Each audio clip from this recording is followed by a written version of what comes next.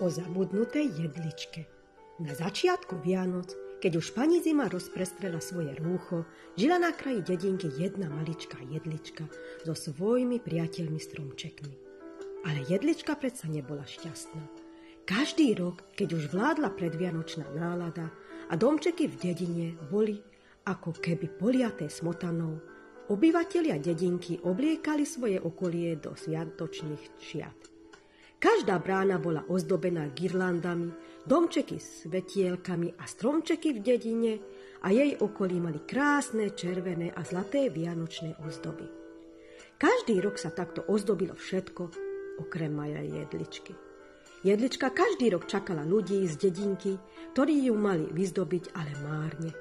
Jedlička bola smutná, lebo každý stromček okrem nej mal na seba navešané krásne vianočné ozdoby. Deň pred Vianocami sa deti hrali v snehu neďaleko od jedličky.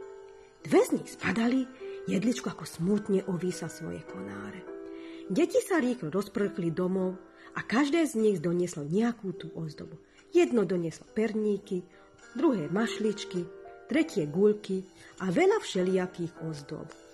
Odtedy bola jedlička šťastná, lebo na ňu už nikdy nikto nezabudol a každý rok ju obliekli do krásnych sviatočných šiat v červených a zlatých farbách.